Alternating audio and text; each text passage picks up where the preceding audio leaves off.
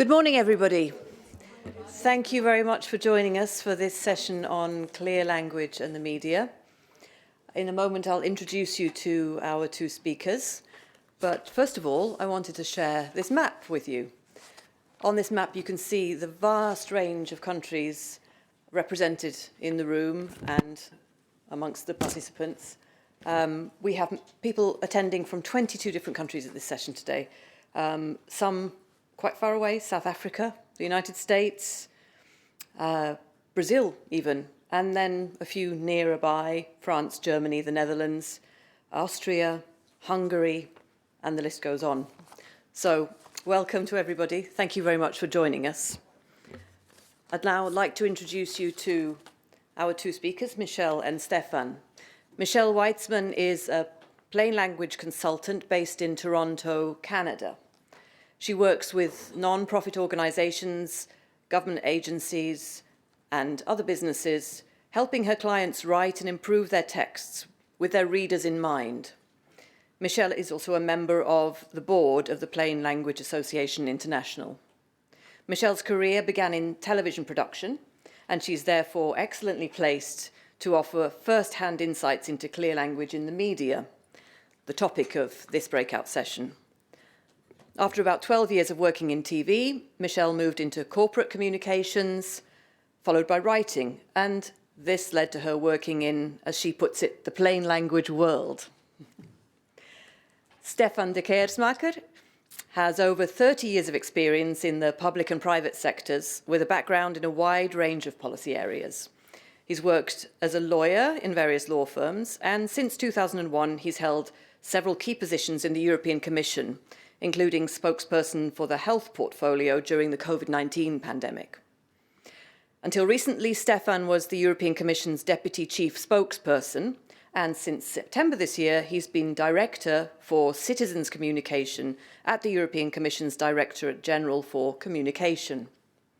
Welcome to you both. I'd like to invite Michelle to begin her presentation.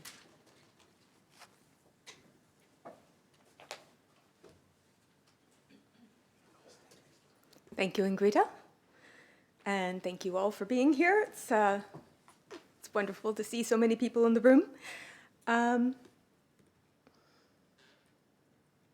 You already know all this. I wanted to talk a little bit about the history of the media and plain language, because in reality, what we call plain language, journalists have been doing for over a century. So we actually stole from them. They are the originators of common advice we give now, like giving people a descriptive heading that tells them what we're going to talk about. We tell them the most important information comes first. And anybody who has ever taken a journalism class learned about the inverted pyramid. It's an upside-down triangle where you start with the key message and then you get into the backup information and then the background information later on. This all came from journalism. Journalists had to use short paragraphs because newspapers are written in columns. And when you have a narrow column, a long paragraph gets very, very tall. So they invented short paragraphs. And, of course, short sentences, because these narrow columns, what we consider quite a normal length of sentence, can take up several lines. So I've provided a little example here. You might be familiar with this news story from over a century ago. And it's a wonderful example of, it's not a very uplifting story, but a wonderful example of this history of journalism. If you see nothing but the headline, you know what happened. If you didn't know what the Titanic is, and not everybody did, it's the name of a ship. I mean, how many people knew the names of all the ships? There's a picture right under it showing you what the Titanic is. There's a subheading with the important information of how many people were saved and how many people were not. And what's happening now? Well, they're going to New York with the survivors. So in one glance, you got the story. And that's what journalism teaches us about plain language. And now we have to reflect it back to them. So our job, if you are the person providing information to journalists, is to help them do their job by giving them a head start.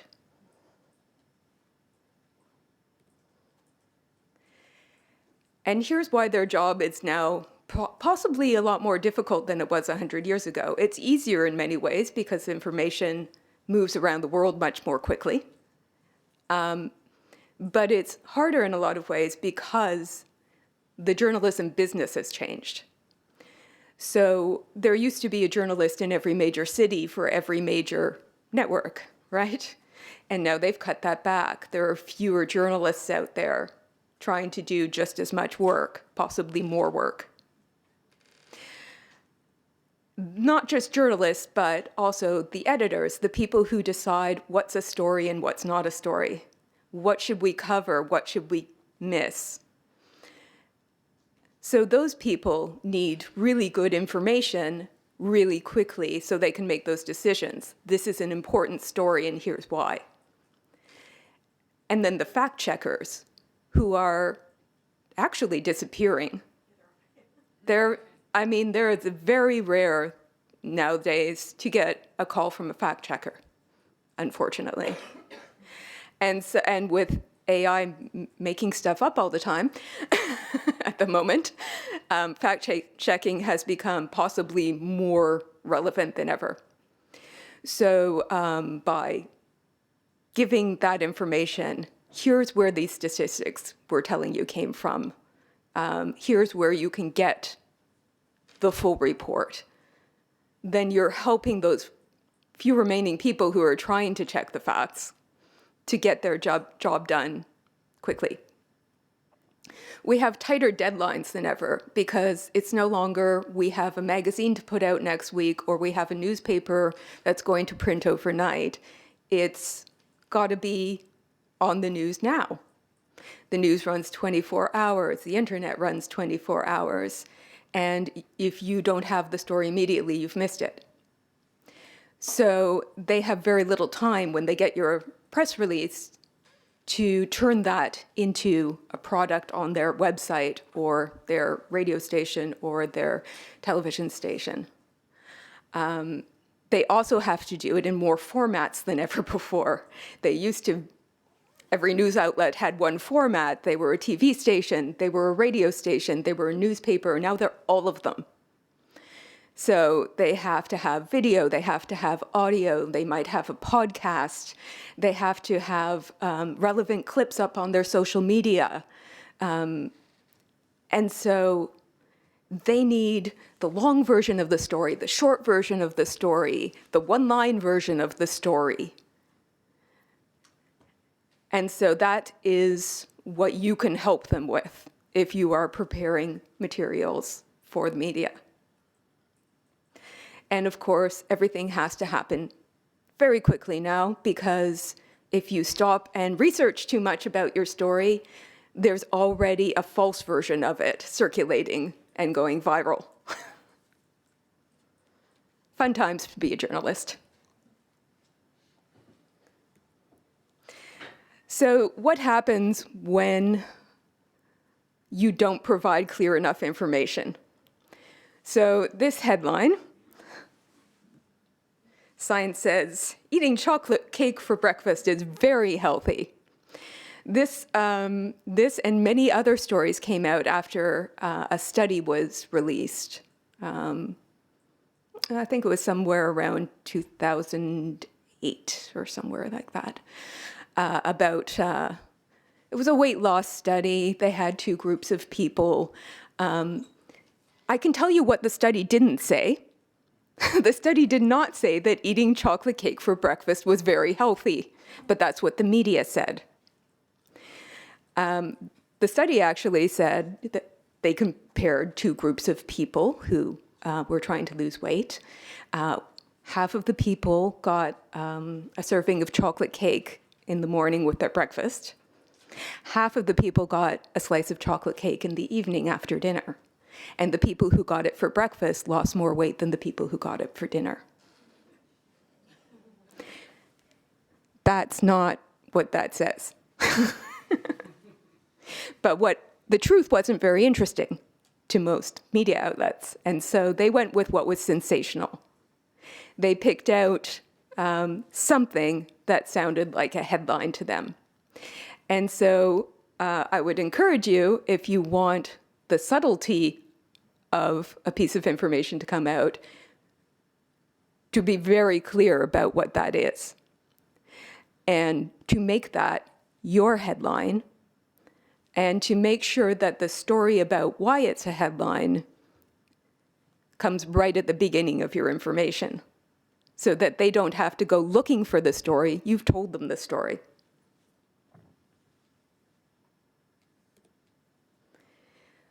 So how do you get your story out there accurately and quickly? The media wants to know three things. They want to know what happened. They want to know why it matters to their audience.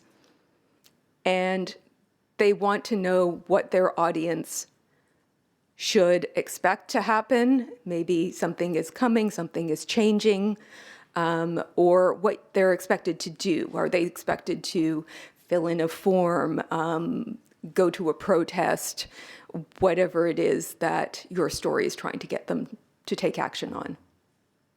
So you basically have to answer the question, why does my audience care about this topic? Because they're getting a lot of press releases every day, and they're not going to make a story about all of them. Why yours? Yep. Hi, guys. I will every now and then jump in to add a couple of things, but the main message that I would like to pass today is that everything that Michelle says is completely true. So, and I'm just going to illustrate it a little bit. When we can go back maybe to the previous slide, I will talk a bit from experience as a former spokesperson, having gone through quite a lot of press material, press releases and so on, and some of the pitfalls that we see.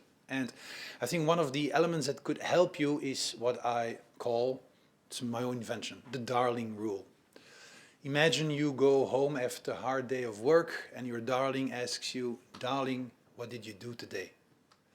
If you reply to your darling, I had a fantastic day, pursuant to the Commission strategy on sustainable transport that we adopted on the 22nd of February 1984, we have now drafted procurement guidelines in the area of the purchase of transport equipment.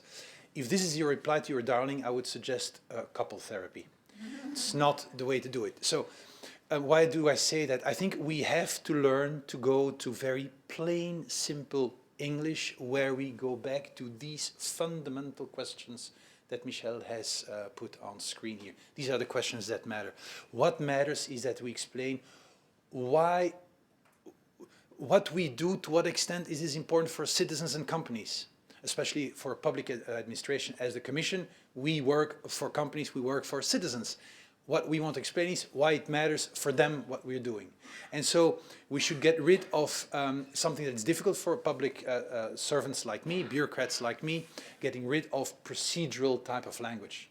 We bureaucrats, we love regulations and rules because that's what we do. We draft them because we tackle problems through our approach.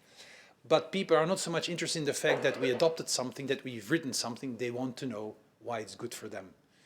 This is why I think the questions that Michelle has put forward are very important to bear in mind when you prepare press material.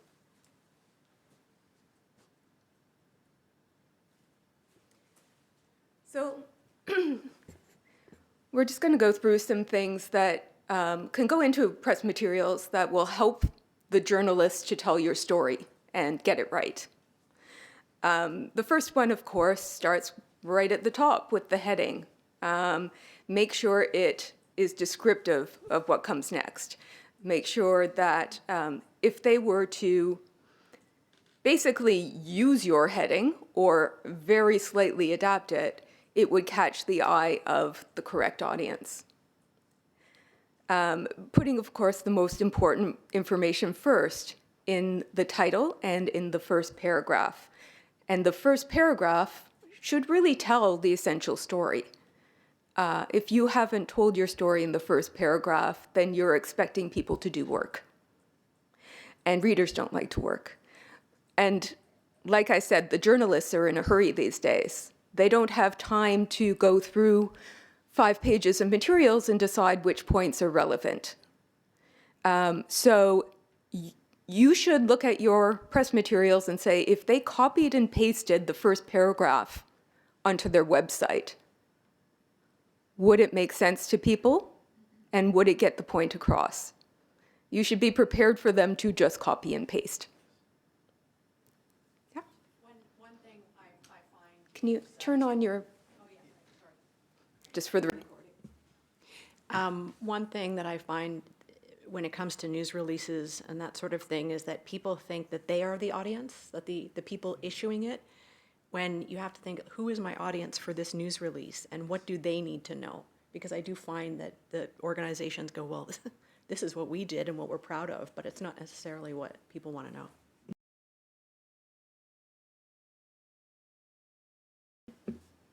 It's important not only to realize that you're writing for the journalists, but also that the journalists are just the in-between stage. You're actually writing for the journalist's audience, not for the journalists themselves. So yeah, I think that's absolutely true. And for the editors, they have to see which press releases are an important story and which press releases are self-promotion, because they get a lot of self-promotion ones, and you don't want to fall into that. Did you want it? Thank you. No, I think this, what you see here, tell the essential story in the first paragraph, is for me one of the most fundamental basic rules to bear in mind. Absolutely. And it's also the hardest part, but it requires you to think the way you say, what is it that really matters to my audience? A pitfall that I've sometimes seen is that we like to start explaining how big the problem is to then justify our intervention. To give you an example, I mean, this is a fictitious example, but antimicrobial resistance is killing 35,000 people in the European Union every year. This is because there's too much antibiotics in the food, also in the medical system, and that creates this antimicrobial resistance. This is a very big problem because it's putting a lot of strain also on the hospital systems. It causes death in young people, old people, etc. And therefore, it is very important to intervene, and this is what we have done. So by the time that we come to this conclusion, you have only read doom and gloom. And this is something that we have to avoid. We start by saying we have done something that tackles antimicrobial resistance, goes straight to the heart of the matter. And I think that's something that it's for me one of the most important lessons. Okay. So the next thing to sort of focus on is how you say what you say. So obviously we need to say the most important information. We need to say it right away, but we also need to say it in a way that resonates with people. And Stefan makes a good point that when you start with a bunch of negative doom and gloom, here's what we were up against, folks. You do tend to, I mean, the word doom scrolling has come into our vocabulary for very good reason.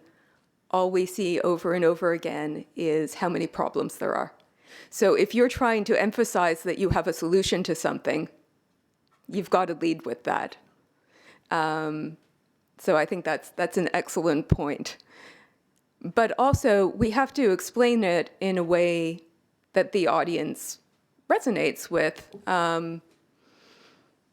Because when you use bureaucratic language, when you use academic language, when you use scientific language, when you use statistical language, the point gets lost. People don't know how to interpret things. Numeracy is a big problem. When you throw a bunch of statistics at people, they might not understand why that matters. They may not, I mean, if you say 38,000 people in Europe every year are dying from microbial resistance. People don't necessarily know whether that's a big number or a small number. How many people are there in Europe? How many people die every year? Is this 5% of deaths, or is this 0.5% of deaths? Or is this 0.05% of deaths? So think about how you're saying things and how people can relate to that information. Not just the words you choose, but the things that you can compare it to so that it makes sense for their life. And again, bearing the journalist's busy day in mind, make the information chunked. If it's a lot of information, use subheadings so they know what each section of your information is about.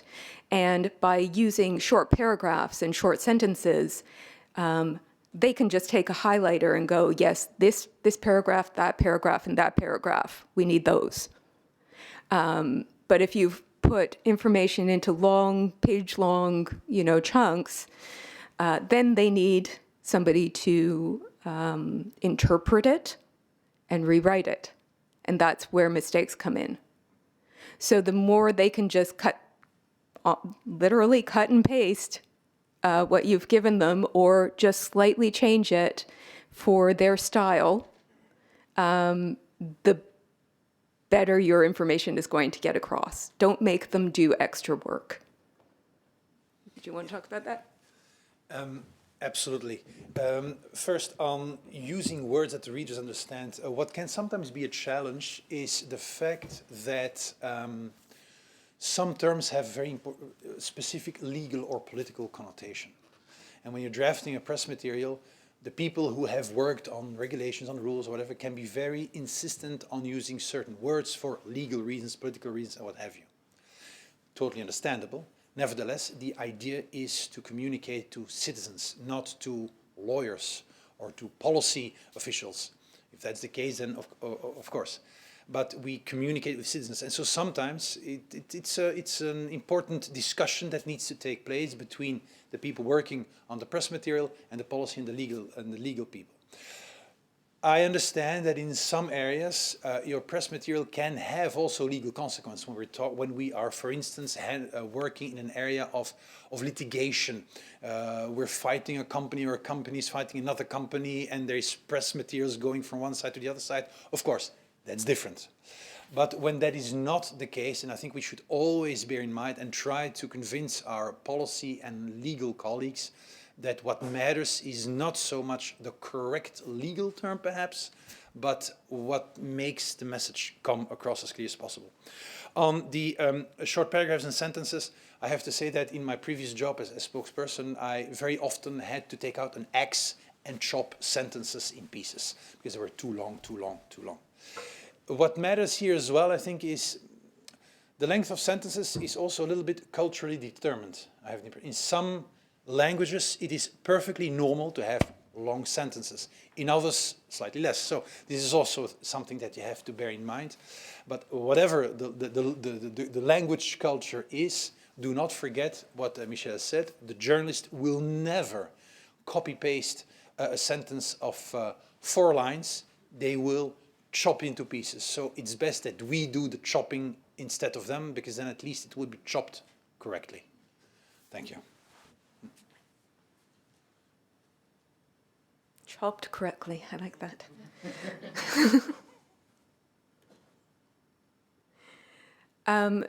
Just a few more things to keep in mind, especially in this multimedia world.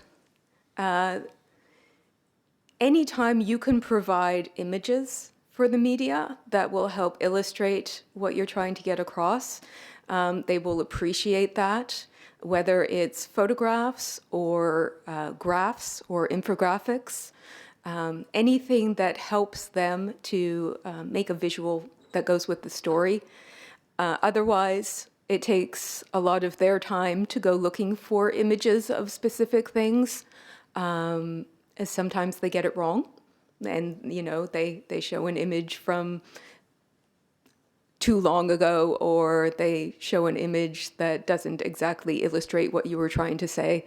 So save them the trouble, give them the images that they need, give them captions for those images, and preferably image descriptions as well, so that, because a lot of them are using image descriptions to make their stories more accessible. If you are sending information to radio, television, podcast, anyone who is doing a spoken presentation of it, please provide pronunciation guides for people's names if they are not commonly known, or even if you think they are. News is worldwide these days, and what's common knowledge in one place is completely unheard of in another. My first television job was working on, was actually a news show for people with disabilities. And we had a side show that was, it was called Silent News. It was a news show for deaf viewers on TV. So there was somebody signing the news, and there was somebody sitting beside him speaking the news as an interpreter. And this was on during the war in the former Yugoslavia. And at the time, in North America, the names of the regions were not commonly known. And this interpreter had to find out, you know, how do you say this? How do you say Bosnia-Herzegovina, right? It was not common knowledge in North America before that war. So anytime you think something is obvious, just bear in mind that your story may travel, and it can be helpful to give people that information. And sometimes, you know, we're talking about giving the story in the first paragraph. We're talking about keeping paragraphs and sentences short and not overwhelming the journalists with too much detail. Sometimes you do have the opportunity to do a more in-depth story. And in that case, telling the journalists where to get the further details, the full study that you've cited,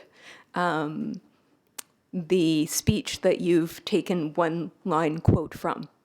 Tell them where to find those things. Give them links, if you can, so that if they have time to do a further, more detailed piece of journalism, you've given them the tools to do it and to find the right information. And, you know, anytime you can give them a contact person, of course, is also great, so that they can ask you for more information and tell you exactly what information they need. But if you can give them a head start, that's always nice. Thank you. When you're drafting, you or your colleagues are drafting press materials, I think it's very important to bear in mind some of the obstacles that we are facing. And I think when we do this job, two demons are sitting on our shoulders. The demon of time and the demon called FOMO, fear of missing out. The demon of time is the demon which unfortunately caused the fact that press materials, media materials are prepared too late. We're all working very hard on solving a problem, an issue, something. And then when we've solved it, we say, we need to go out to the press, we need to tell to the press what has happened, we prepare a press material, but this has to be very quick. What happens then very often is a kind of a copy-paste approach. You take existing documents, you copy-paste things, and you turn it into something like a press release. That is, of course, wrong. Communication, reach out to the press, is something that we should think about while we are tackling the problem, the issues we are handling, so that we are prepared and don't run out of time to pass the message to the press. So timing and planning is very important. Writing a press release is not the same thing as writing a regulation, a guideline, a policy document, a legal document. It's a different language, so it requires time and thinking. The second demon sitting on the other shoulder is the FOMO one, fear of missing out. Particularly in an institution like the European Commission, when we go out with new approaches, new projects, new strategies, this is very often developed on the basis of input of many different services. We call them directorates general, that all have brought their solutions, part of the solutions to the table. And then, of course, you need to put all these nice contributions into a press release. The risk is that we try to say too much, because that service has done this, that service has done that, and we all want to show, and particularly the people that have worked on it, want to see their hard work, their sweat and tears reflected in the press release. And this is where it is very important that we say to this demon, no, let's focus only on what matters to the citizens. And this requires standing up sometimes to the colleagues and saying, sorry, we fully understand the blood, sweat and tears, but when it comes to the citizens, we want to focus on this story. And so that's also something you have to bear in mind. But I'm sure that you know what I'm talking about. Thank you. Oolong, sorry. Of course, none of you do that. So this is the part where we make you work. Stefan has very carefully gone through some of his materials that he's encountered over the years and come up with some examples of the sort of problems that arise. And we'd like you to help us improve on them. So maybe I'll just play Slide Master, and you can... Thank you very much. I have to make a little nuance here. This is not the way I receive the things. I have drafted these examples on the basis of existing cases, but they are fictitious. Nevertheless, they show some of the problems that we encounter every now and then when we are drafting press releases. For instance, you see here two titles, draft titles for press release. The first one, Commission endorses positive preliminary assessment of La La Land's fifth payment request for 50 billion euros under Next Generation EU. What do you think about this wonderful title? It's terrible. No. Yeah. The colleagues didn't suggest this, huh? But it's to give an example. Yes, and why is it terrible? Because it could be that they're going to pay La La Land 50 billion euros. Yeah. Well, what's it about? What's it say? I don't understand it. Exactly, exactly. No, indeed, that's the issue. When you read that and you're not... Sorry, could I just remind you to use your microphone Okay, when you're speaking? sorry. Sorry to interrupt. No, as the gentleman said, we don't know what it's about. Indeed, we don't know what it's about. This is drafted for an audience that knows what Next Gen is, that knows what we're referring to. Next Gen is a financing tool that we established in the slipstream of Corona, COVID, to help member states to get over, to recover more easily from the economic challenges that they faced. And to make these funds available, a whole procedure has to be followed. So this is clearly not a right, attractive title. This is also a very procedural thing with many steps that have to be taken before a payment takes place. So the main idea is that the Commission opens the door to a payment to a country. That's basically the main idea that we wanted to pass, but this is a bit of a no-go. It's not just the jargon, it's also positive preliminary assessment. Indeed, so yeah, not the best choice of words, and not respecting Michel's criteria. Second, the Commission adopts new guidelines on public procurement in the area of, I don't know, what could be transport, could be energy. What's your issue here? Do you have an issue? So what? Yeah. So what? Yes. We don't care about adoption of rules. We don't care about amendments of rules. We don't care about guidelines. We don't care about any of these things. These are procedural things, which again, of course, as bureaucrats, we love these things because this is our work. We work on this, and these guidelines really have a purpose. But the purpose should be in the title. We should know. We should reply to the question, so what? Indeed. Very good. Sorry. Okay. Here we have a lead sentence. Today, and to further implement the Clean Industrial Deal adopted by the European Commission on the 26th of February 2025, the Commission has adopted amendments to 3 important regulations, ladies and gentlemen, in the areas of environment, energy and industrial policy, which will now be submitted to the European Council, Parliament and the Council. Hooray! Hooray, your heart. I sense the emotions, I sense passion, enthusiasm. Not so good, huh? Basically, this is a sentence that you can throw in the trash can because it doesn't say anything. There's nothing interesting in there. The fact that we adopt amendments, who cares? That it's a regulation, who cares? We should again start, the first sentence, the first paragraph should be what Michel said, tell the story. And there's no story here. So this is basically a sentence that we can throw in the trash can. The European Commission is making available funds that are intended to contribute to investments that will support the further development of a sustainable transport system in the province of Northeast Lalaland. This is something that I sometimes encounter, this type of writing. You see what the issues, huh? The issues are. Words, words, words, too many words. Intending to contribute to invest that will support. We're just investing in something. It's as simple as that. But even more importantly, the investment in something is also not the most important. The most important thing is, what do we get out of this investment? Why do we invest in this? Why is this good for the citizens?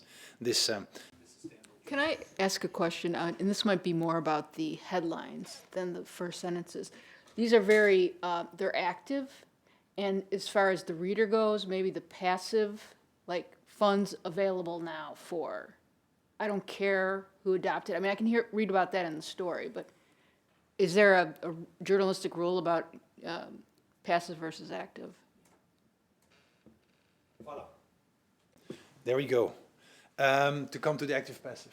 An important contribution has been made to cleaner air thanks to today's measures adopted by the European Commission. To be honest, I am not a fan at all of the passive sense, because passive means you don't know who is doing. It is much nice to have a sense where you see somebody is doing something. It reads more easily, and it's active.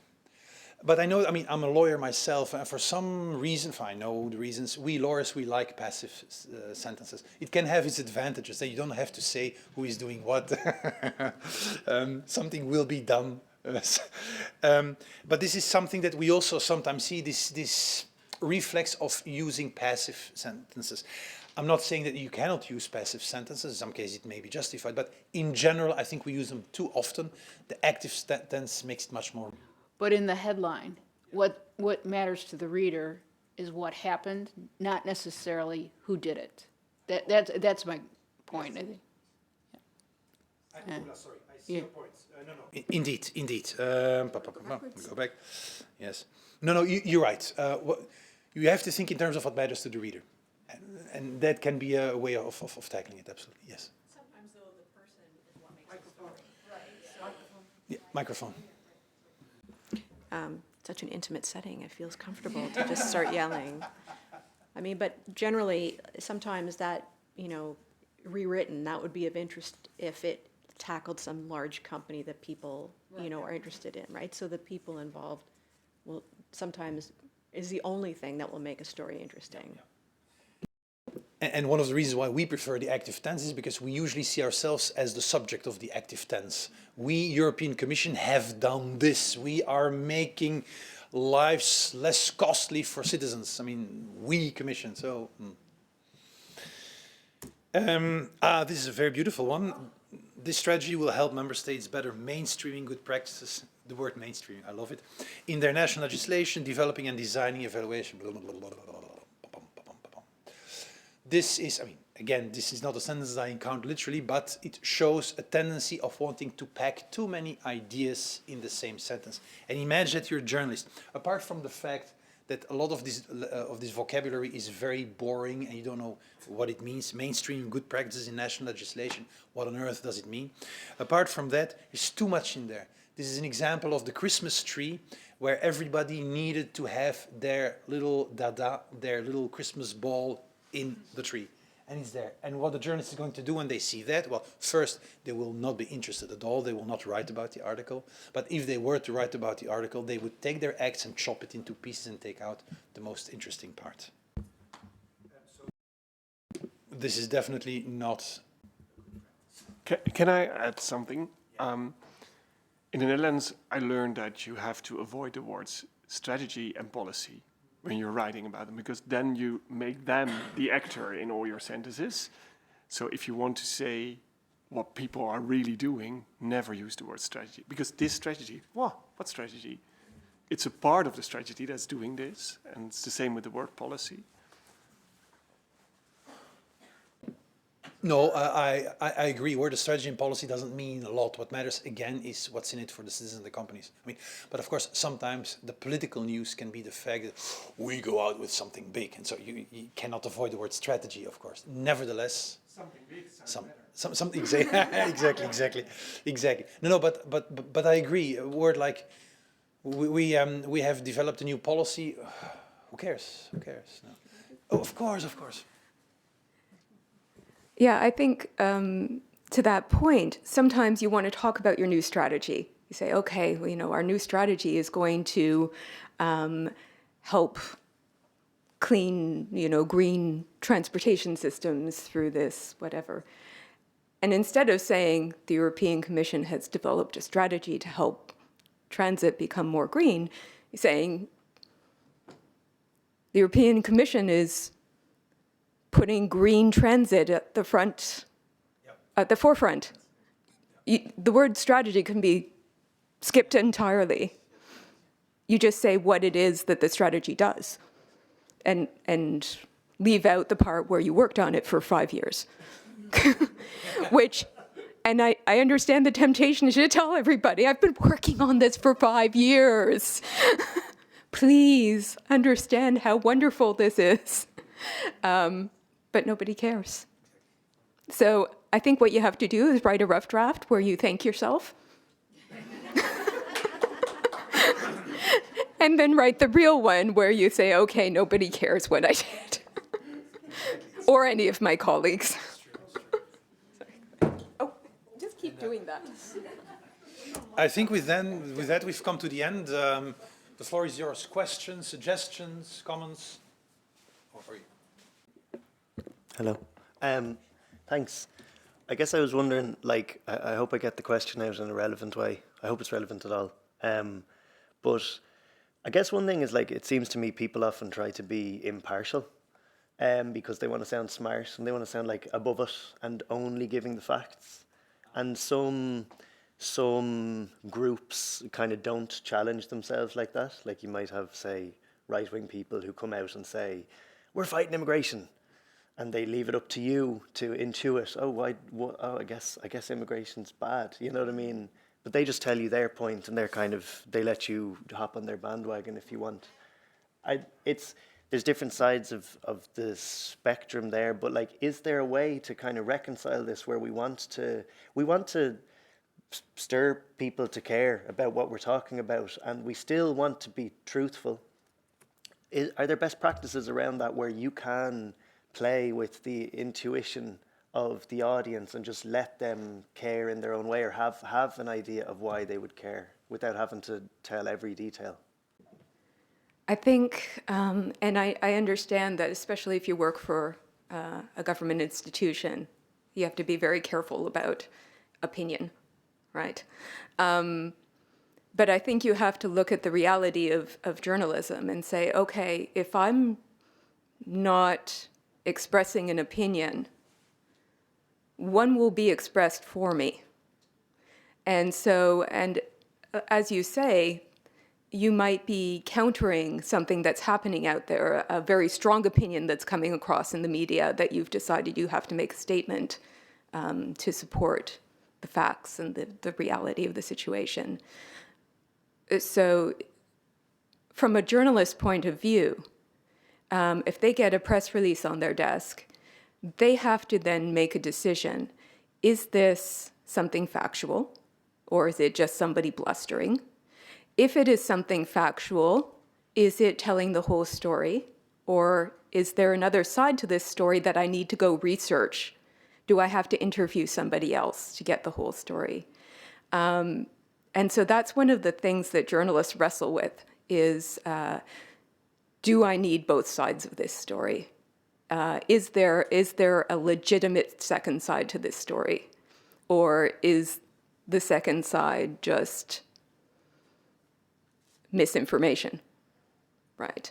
So there's a lot of that going on right now in journalism, is this battle between balance, which was always the journalistic way, right, to tell a balanced story, hear from both sides, and giving a platform to misinformation, which is very easy to do.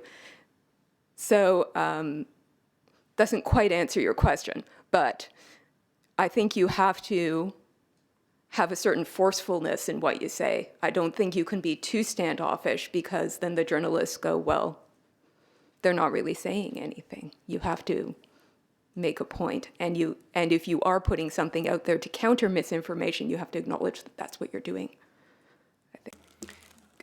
Unfortunately, we're starting to run out of time already. So we can perhaps take, I can see there are a few people wanted to ask a question, but Michelle will, and Stefan, I hope will still be around afterwards. So perhaps one more question, and then we'll have to wind up. Thank you.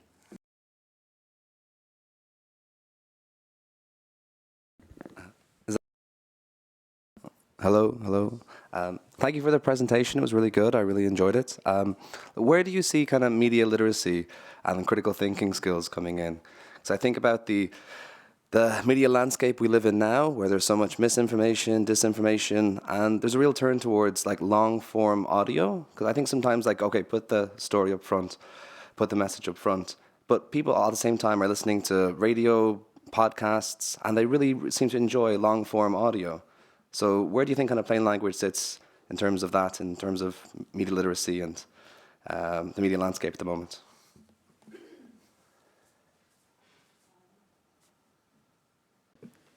Yeah, that is a good point. Podcasts are becoming more and more where people are getting, if there's a topic they're interested in, that's where they go for the full story.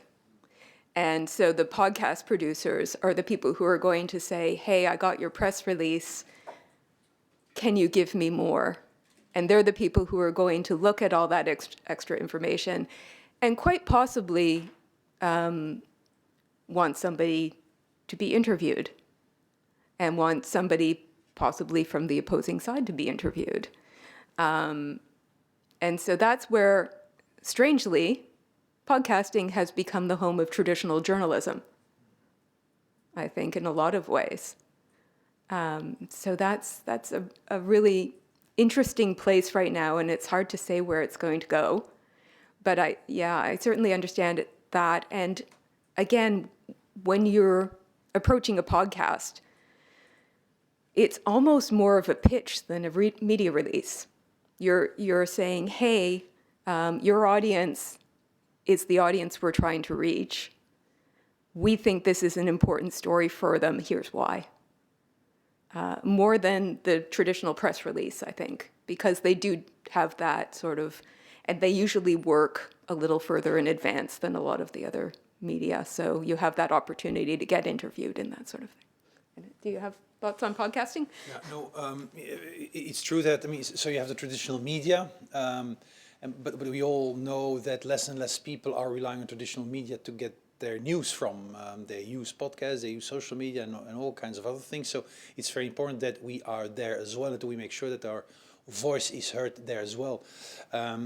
This is challenging, nevertheless quite important. And I think what remains important is that also in this context, we come with a story, but the story obviously based on hard facts that we can, no hot air balloons, no beautiful intentions, but this is what we're doing, this is what we're tackling, this is what we've done, and this is what it has meant concretely. And this is a very straightforward, simple message, I would say, that can easily pass through these different means, I think.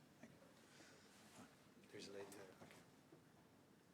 Okay, one more quick. It's a very short question regarding the podcasts. So do you suggest also for this format to use the inverted pyramid, or here you can maybe go with a different approach of like instating the facts at the beginning and then going to the conclusion? That's a good question. It's, I think it depends on the podcast and what their format is. Yeah, are they doing like an hour on one story, or do they sort of go through the news of the week? If they're doing very in-depth stuff, then I would still put your story in the first paragraph, because you need their attention. They're getting a lot of these, right? Everybody wants their attention. So tell your story in the first paragraph still, but you can probably attach more detail and give them, I mean, even if you know that they interview people, give them, at the end, give them sample questions that you'd like to be asked about it.